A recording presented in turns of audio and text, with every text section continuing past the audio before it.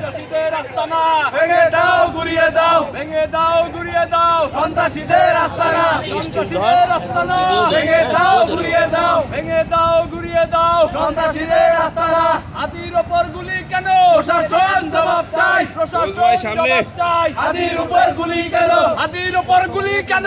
প্রশাসন জবাব চাই, প্রশাসন জবাব চাই। হাতির উপর গুলি কেন? হাতির উপর হামলা কেন? প্রশাসন জবাব চাই, প্রশাসন জবাব চাই। হাতির উপর হামলা কেন? হাতির উপর হামলা কেন? প্রশাসন জবাব চাই, প্রশাসন জবাব চাই। হাতির উপর হামলা কেন? হামলা কেন?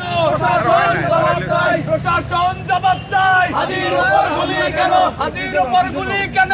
প্রশাসন জবাব চাই, প্রশাসন জবাব চাই। হাতির উপর গুলি কেন? এনসিপি জিন্দাবাদ জিন্দাবাদ, জিন্দাবাদ, জিন্দাবাদ। এনসিপি এনসিপি, এনসিপি জিন্দাবাদ জিন্দাবাদ, হাতির উপর হামলা কেন? প্রশাসন জবাব চাই, প্রশাসন জবাব চাই। হাতির উপর হামলা কেন? হাতির উপর হামলা কেন? প্রশাসন জবাব চাই, প্রশাসন জবাব চাই। এখন উনি ঢাকা ৮ আসন থেকে স্বতন্ত্র নির্বাচন করতেছেন। একজন স্বতন্ত্র প্রার্থী যেভাবে আজকে নির্যাতনজনকভাবে সন্ত্রাসী হামলায় আহত হয়েছে, তো আমরা ধারণা করতেছি ওনাকে যেই অন টার্গেট অর্থাৎ মাথা হেড টার্গেট করা হয়েছে, এটা কোনো সাধারণ বিষয় না। সাধারণত সন্ত্রাসীরা যে টার্গেটগুলো করে এগুলা এলোপাথারি টার্গেট হয়।